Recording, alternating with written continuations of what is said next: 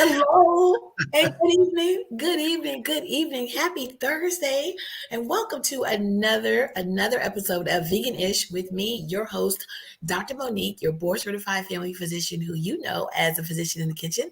On this show, we talk about my plant-based journey and my tips and tricks and aha moments, and share with you what I've learned, so you don't either make the same mistakes or get further along in your journey. And I am joined by Mr. Ellis. Mr. Ellis, how are you doing today? I'm doing great. It's weird. It's January 20th. Like Already. it feels like time is accelerating. I don't know. Maybe it's happening when you get older, but I don't know, but it certainly seems to be moving faster. Um, well, you know what we do at this time of the show, we are welcoming you all. Thank you so much for joining us. If you're joining us live, please go ahead and drop that zip code, represent that area code. Let us know where you are watching us from. Be sure to tag your friends, let them come on in and join us, because this is some good information. I'm so excited about tonight's show. Got some great information. This is the viewer's choice episode, and we're going to be talking about yes. intermittent fasting. Yes, yes.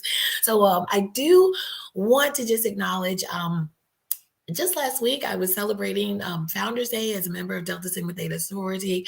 And today we got the very unfortunate news that our newly elected national president, Sarah Hickman, passed away earlier today. So it's with a heavy heart that I'm here tonight. We're doing this in her memory.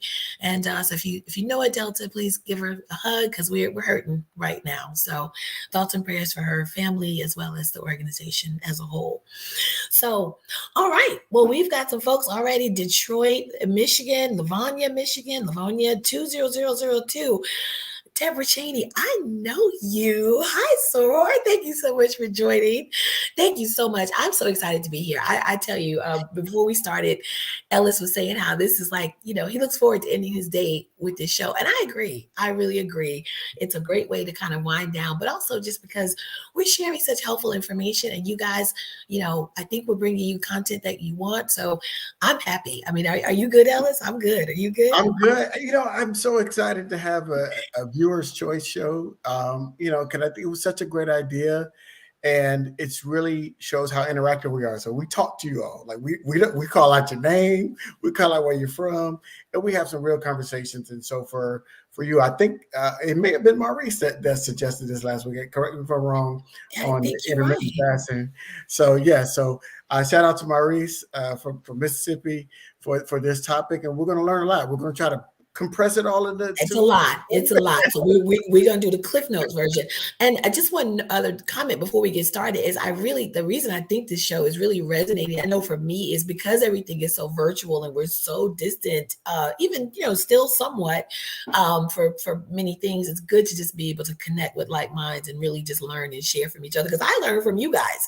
I'm here to give you information, but I learned something from you guys as well. So, all right. So yeah, so last week, we did a viewer's choice, and we asked what you want to hear about. And so today we're going to talk about intermittent fasting. So it was actually a great suggestion because I learned a lot. I learned a lot in researching this because, you kind of have a conception or an idea about what something is, and then you peel back the onion layers and you realize, what the facts are. So right. intermittent fasting is actually, it's not a diet per se, right? You have the Mediterranean diet, you've got the Atkins diet, you've got these fad diets, but intermittent fasting is actually just a schedule or a way to eat when you eat. Let me call out some of these folks that are here, because we've got Mississippi, we've got Brooklyn, Bed-Stuy. I love it. I was actually in New York last weekend, so it was so good to be back home in the boroughs. So thank you again for watching it, and please do share. So intermittent fasting just suggests when to eat, and there's different ways to do it. There's different schedules that people follow, and we'll get into that. But overall, intermittent fasting is a way to help you lose weight. And it not only helps you lose weight, but it actually is comparable to other kind of calorie restricting diets where you cut back, obviously, on the number of calories. But it also has a lot of health benefits, which I actually was glad to hear. So basically things like lowering your insulin levels, lowering insulin resistance, improving your sugar, decreasing blood pressure, decreasing bad cholesterol levels, decreasing levels of inflammation.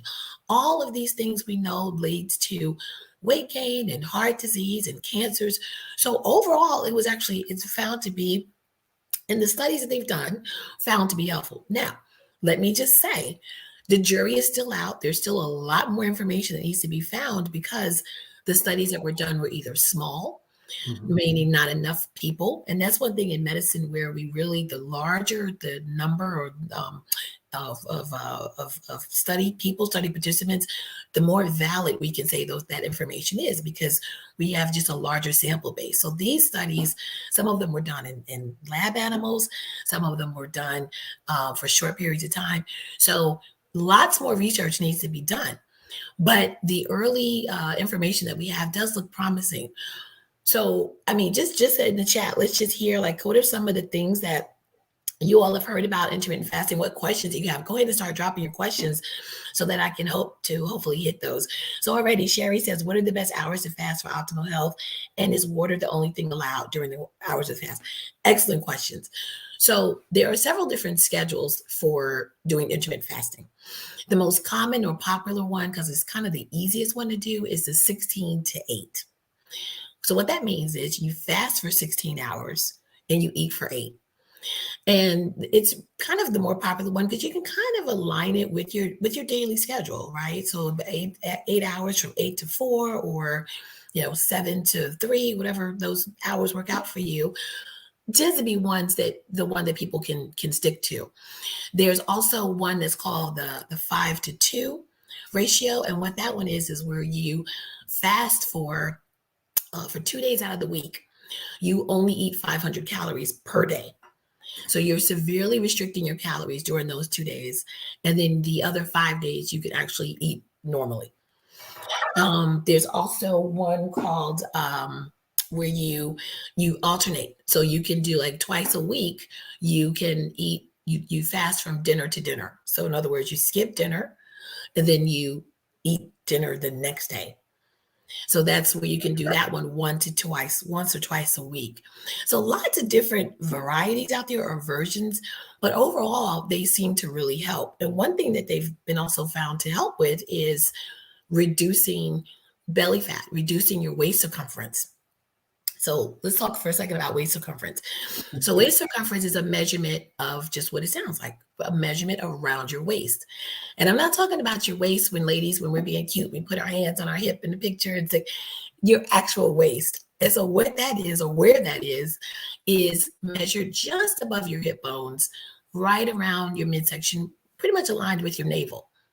So if you take a tape measure and measure around that area, for women, it should be no more than 35 centimeters, and for men, it should be no more than 40.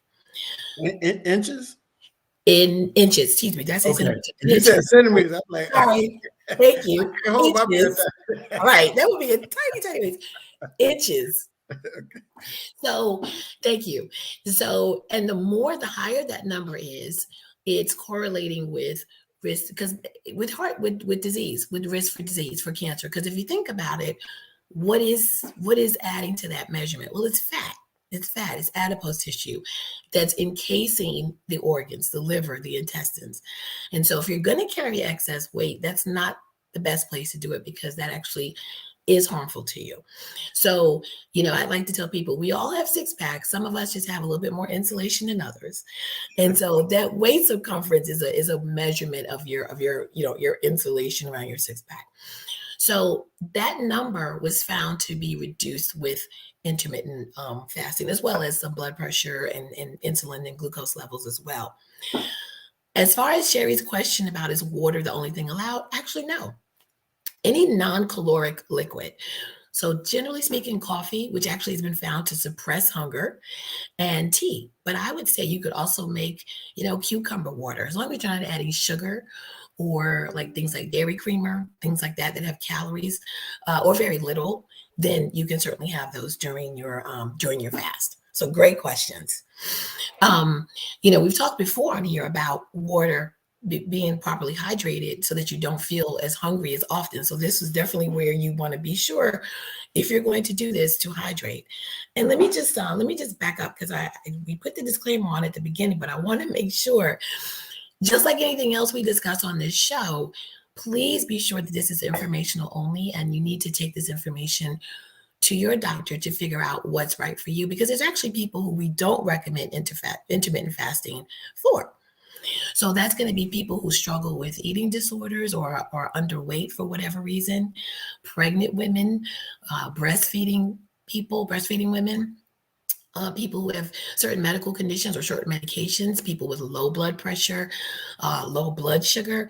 So you definitely want to talk to your doctor about, is intermittent fasting safe for you? But generally speaking, intermittent fasting has been found to be okay in otherwise healthy people.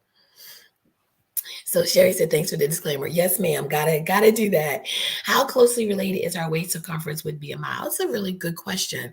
So these are all. Sherry is on it, by the way. I just She got is. Sherry She be on it. is. She be on some of those other shows. Like Sherry be on it. So yeah, I I love knew it. Sherry was gonna ask some good questions. That is a great question. So BMI is another indicator or measurement. So for those who may not be aware, BMI stands for body mass index, and it's a ratio of your height to your weight. And we have cutoffs, 20 to 25 is considered normal. 26 to 29 is overweight, and 30 and up is obese. And then the higher levels you go, it's mild, moderate, severe obesity.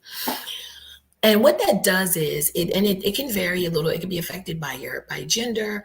It certainly can be affected by your body type. So if you're a big muscular person, or not even necessarily a big muscular person, but just a muscular person, your BMI may be what we say is falsely elevated, because you are you is that your struggle, Ellis? Okay.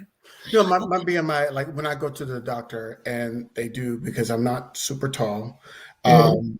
but I weigh. So I'm 5'8", but I'm 195 pounds. And my doctor never gets concerned about that. Even that BMI puts me close to obese in terms Mhm. of just what the height to weight ratio is. But the doctor looks at my other numbers and he goes, "I can see obviously you're exercising, you're a muscular dude, so that's going to make your weight higher than before." So like he doesn't. So my BMI is not as much of a concern when I go see my doctor than it would be if I was just that same height and didn't have the other numbers to back it up: cholesterol, blood Right. pressure, blood sugar. So you have to take all of those numbers into account. You can't just look at BMI and be like, "Oh, I'm overweight," but I'm obese. Well, how are your other numbers? And let's talk about why your weight is higher and that body Right. type is a big Very valid point. And yes, because as you said, it's a marker, it's an indicator. One other thing too is how BMI, there is some thought that there may be some racial disparities. We say in the African American I was about community, to say it. we got big bones and and things like that. There may be some truth to that, but generally speaking, I mean, like, I think like what you said is very accurate. Looking at the whole entire picture, I wouldn't just blow off someone who's African American who has an elevated BMI and just say, "Oh, you've got big bones." I think that's doing a Right. disservice to that person. So it's a tool that we use, but it certainly needs to be individualized, as I think what we're trying to say, so that the doctor is giving you the most accurate information for yourself. And also, too, there are other ways to actually measure your body fat percentage much more accurately, such as calipers. And I don't know if you all have ever seen these, but they look almost like kind of like a little wrench, kind of. And we measure at the back of the forearm, because in women, that's where we store some of our fat, Right. and also at the waist, and I believe on the outer hip or the thigh. You And talking about so that's the calipers, as they the would know? calipers, Yes. Yep. exactly. Yep. Yep. And so that's a better more accurate way to measure fat and body composition. So Sherry says she's asking because she lost 65 pounds during the pandemic. Whoa, that is amazing. Went from obese to overweight and only 12 pounds away from a normal BMI. So definitely consult with your registered dietitian. That's great that you have one. I wish everyone had access to a registered dietitian. So thank you for sharing that, and congratulations to you. So yeah, so I mean, just so in general, I mean, people have questions about, well, how do I start intermittent fasting? So I've talked to my doctor. Before I get into that though, I do want to say one other thing. some interesting studies have found that women respond differently to intermittent fasting. I know we have quite a bit of women and viewers, and I want to be sure to share this. Interestingly, women were found to have problems when they did intermittent fasting, that it affected their menstrual cycles, their fertility, their bone density. So there are some recommendations to modify if you're a woman and you're going to do intermittent fasting, to modify. So in other words, instead of that 16 and 8 that we talked about earlier, start with the 14 and 10, and then go up gradually till you get to the 16. Or you may want to do the 5 and the 2, where you're doing the 2 days a week with the lower calorie, the 500 calorie versus and do it that way. So just if you're a woman, again, talk with your doctor, but just be aware that in some studies, it was actually found in women, actually, whereas it helped with men's insulin resistance levels, it actually worsened women's blood sugar levels. So just need to, keep that and be aware of those little variations. But, you have to, know thyself, right? Because, don't let anger, don't let anger happen to you. You don't want to get angry.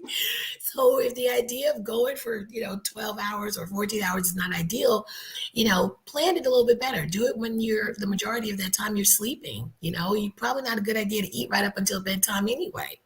Because especially if you have heartburn or reflux, you don't want to eat and lie down on a full stomach and aggravate those symptoms.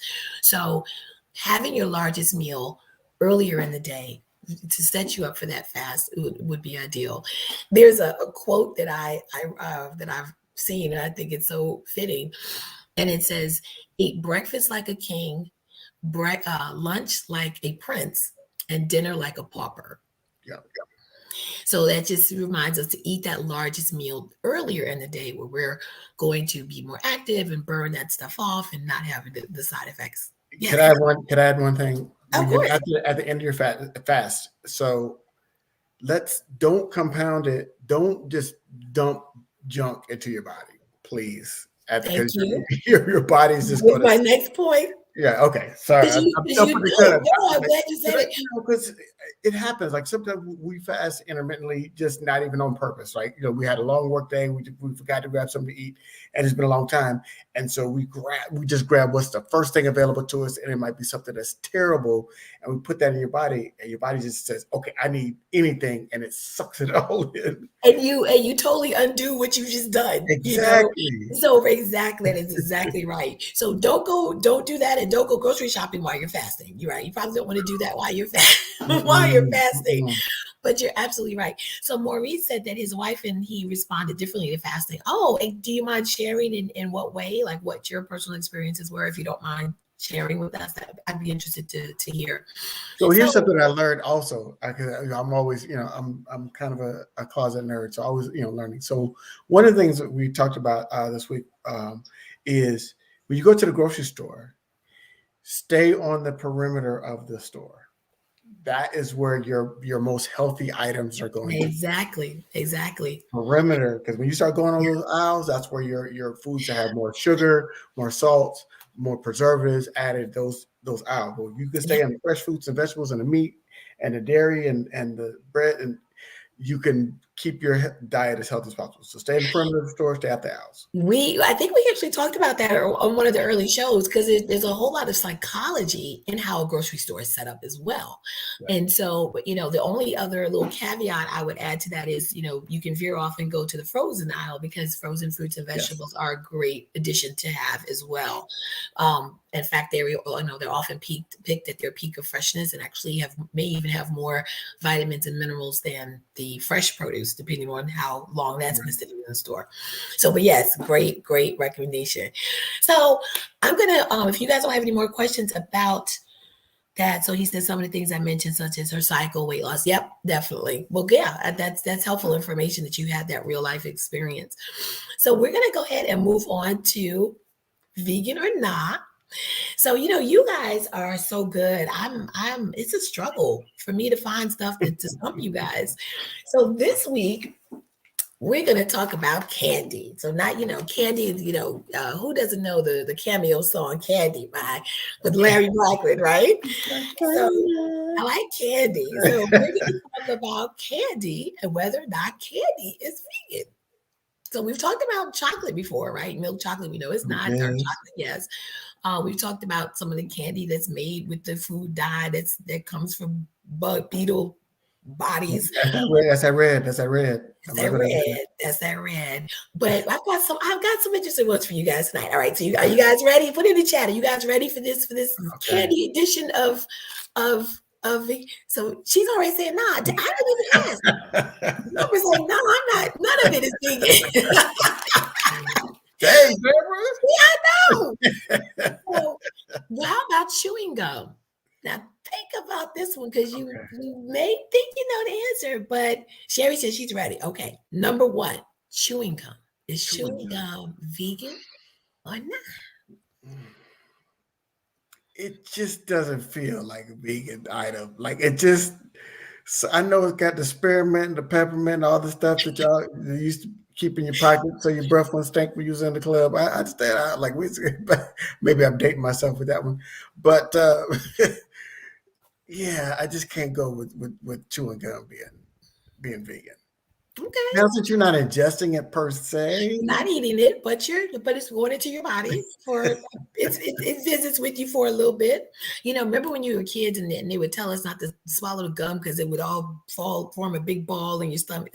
oh yeah, All the crazy things. So it's chewing gum. Let's see. So we've got Maurice says nah. So everybody's coming. So Sherry said it depends on the gum. Sherry been watching the show too much. You know, it depends. It's probably our number one answer. Sherry wants me. Sherry's like, I'm not falling for the foolishness. I'm not. So Sherry, we've got one that's on the fence. It says it depends, but everybody else is saying nah. So who's right? So Ellis, what's you say you're going with no, right, Ellis? I'm going with nah. I'm going with nah on this one. Well, Sherry, you are absolutely right. It does depend because, of course, it's got the gelatin and it can have sugar, of course. But I found it broken down by brands, which I thought was really interesting. So Tried It and Orbit are not vegan. Okay. But Juicy Fruit and Eclipse are. Juicy Fruit? Okay. Juicy Fruit. And I find that so interesting because just a little food factoid, fresh jackfruit, they say tastes like, that it was supposed to be the inspiration or the flavor is similar to juicy fruit. So I don't know that it's any way related, but I just found that interesting. Wow. So yeah, so if you're looking for vegan gum, my sources say that Juicy Fruit and Eclipse are the brands you want to use. Interesting. I thought so too. I like some juice fruit back in the day. I ain't gonna lie. Oh my God, that was my favorite. I didn't like because it was sweet tasting to me, and I didn't no like the minty type as much. So yeah. Okay. All right. So doing good so far. So next we've got, this is my son's favorite, Skittles. What's their slogan? Yeah. Eat the rainbow. Like I was like, you know what? We need to use that slogan for fruits and vegetables. But yes, eat the rainbow. Right. That's what, I always say, eat your colors. I don't want to get on any copyright infringement toes. But what about Skittles? Are Skittles vegan? So for those who don't know, I think Skittles, I think you might be safe because I think Skittles' slogan is taste the rainbow, not eat the rainbow. So okay, so I had it backwards. Perfect. Okay. Yeah, I think they say it's taste the rainbow. Y'all correct me if you can taste the rainbow for Skittles. So you can do that. Okay. Yeah. So Maurice says they're vegan. So I guess those of you who don't know, Skittles are basically like, sugar. Pretty much. That's been cooked. But they're sugary, but they're not. But they're little shaped like M&M candies. So folks were saying, nah, we got enough for Deborah. Maurice says vegan. Sherry says vegan. Maria, great content. Thank you, Maria. I'm so glad you're enjoying it. That's my friend Maria. Okay. Yeah, we've been friends for a long time. So thank you, Maria, for that. So you said so Ellis, you think it is vegan? I say no because I would think that, and this is my reasoning. So it's complex reasoning here, but I would say I think it probably has a lot of white sugar in it, and we talked about that white sugar having bone as part of making it white. And so because of that, since you're ingesting it and it has that bone in the white sugar, that's why I'm saying nah on the Skittles. I can respect that. I like the thought process. I like that you thought about it. So, any stragglers before I do the reveal? Skittles, are they vegan or not? We've got most folks artificial flavoring, so yeah, that's always a concern. So this one I found was super interesting. Skittles are vegan. And so my first question though was exactly what about that red dye? Because we already said those red dyes come from the beetles, the carnitine and beetles, but the colors in Skittles, y'all are not gonna be ready for this, are derived from petroleum. Isn't that insane? Petroleum, like the gas, the liquid, the fuel. So I'm growing my own food. Blown away by that. Growing my own food. Blown away. Deborah says she needs a definition of vegan. Sure, that's a great question. Vegan just means that anything that is made from plant-based is no animal products used. So the reason white sugar, as he mentioned, the reason white sugar is not vegan, granulated sugar is not vegan, it's because they make it white by processing it with bone char. So animal bones. So that's why granulated sugar is not vegan. So this is just a great example of how something can be vegan, but still have you scratching your head because it's not necessarily healthy. Like petroleum, like I don't even understand that. But it's vegan. All right. And the last one. Just for context, y'all, they make Vaseline out of petroleum. Petroleum, right. And it's a natural, it's from the earth. It's it's natural, it's from the earth. It's a fuel source, but it's I was like, I don't think I want to eat petroleum. I don't know. But so the last one is one of my favorites growing up, Twizzlers. The red licorice. You guys remember Twizzlers? If Twizzlers is vegan, I'm taking a week off. I can't. He's like, I can't. It's too mind bending. They got the Skittles with petroleum. Okay. I know. They are. What are they putting in this food? So what do we got? So she can eat Vaseline petroleum jelly. You might as well. I don't recommend that, Sherry. Right. I'm kidding. Because y'all know how greasy that I'm totally kidding. But right. Thank you, Deborah. I'm with you. I'm sticking with that. How crazy is that? I'm sticking with that. Okay, so we got nah for Twizzlers. Okay. Give you guys a couple more beats here to chime in. Twizzlers? No, I can't mess with nah. I mean, I know when I think of Twizzlers, I think of gelatin. To me, they're kind of, gelatinous to me. They're kind of I just don't like them at all. I used to love them. I know they don't agree with me anymore, but I used to love them. I couldn't do it. Well, okay. Where do you want to go on your vacation?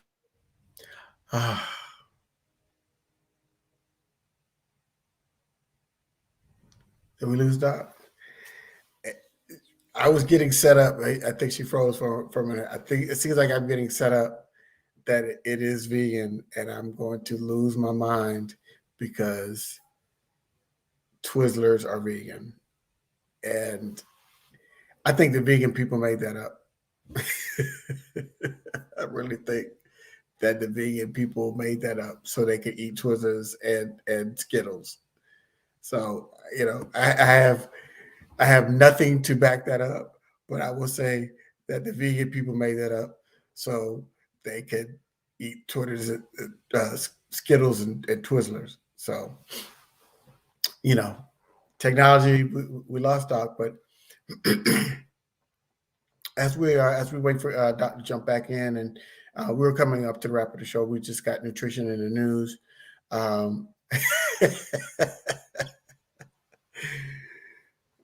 Deborah, look, that's why this show is called Vegan-ish, because we want, we're talking about being vegan-ish. So Deborah said she's starting to have a lower opinion of being vegan. understanding that the stipulations is this, and so we really want you to. The ultimate goal of this program, for me, I'm speaking of for me, is for people to eat a more plant-based diet, right? And so that's a goal because all studies have shown that if you want to live a healthier, longer, healthier life, that can avoid those pitfalls like cancer and other things like that, plant-based diets are typically the best at the root of all of those things. You want to lower your cholesterol, plant-based diet. You want to lower your blood pressure, plant-based diet. It all points back to a plant-based diet.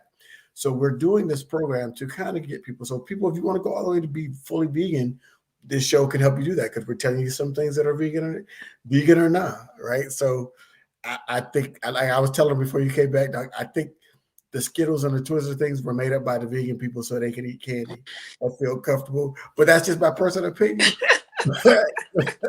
But ultimately, we're telling you to eat the rainbow.